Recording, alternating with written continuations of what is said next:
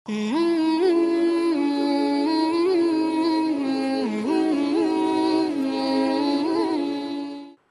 আলাইকুম ওরহমতুল্লাহি ওয়া বারাকাতুহু। বিআরবি মোনাজাতের পক্ষ থেকে আপনাদের সকলকে জানাচ্ছি আন্তরিক শুভেচ্ছা এবং মোবারকবাদ। প্রিয় দর্শক, আজকে আমরা দোয়া করতে যাচ্ছি প্যারা হাবিব মুস্তাফা সাল্লাল্লাহু আলাইহি ওয়াসাল্লামের সুপারিশ যেন পাই।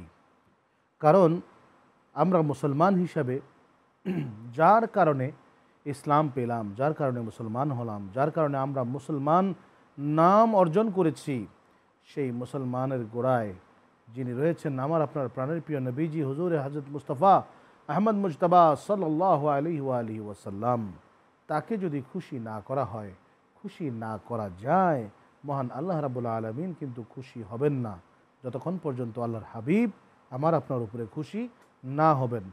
তো আসুন আজকে আমরা সবাই মিলে দোয়া করি মহান আল্লাহ রাব্বুল আলামিন যেন আমাদেরকে সেই প্যারা নবীজি হুজুরে মুস্তাফা সাল্লাল্লাহু আলাইহি ওয়াসাল্লামের সুপারিশ দয়া করে আমাদের জন্য কবুল করেন, আমিন আল্লাহুম্মা আমিন।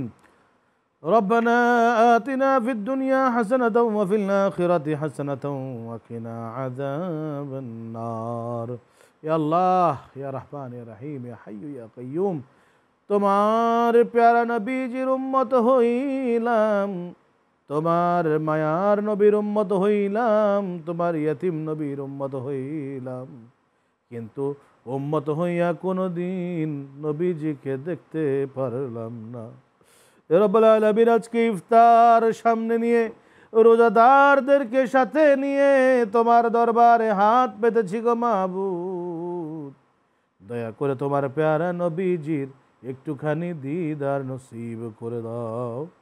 রব্বুল আলামিন, তোমার নবীজির দিদার না পাইলে এই জীবন বৃথা যাবে, দয়া করে তোমার প্যারা নবীজির দিদার পাইয়া জাহান্নামের আগুনকে হারাম করে দাও ইয়া রাব্বুল আলামিন।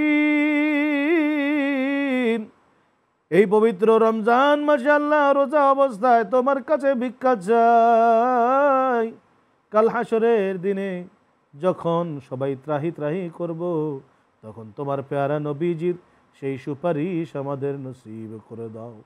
ওয়া সাল্লাল্লাহু তাআলা আলা খাইরি খালকিহি মুহাম্মাদ ওয়া আলিহি ওয়া সাহবিহি আজমাইন বিহাক্কি লা ইলাহা ইল্লাল্লাহু মুহাম্মাদুর রাসূলুল্লাহ সাল্লাল্লাহু আলাইহি ওয়াসাল্লাম।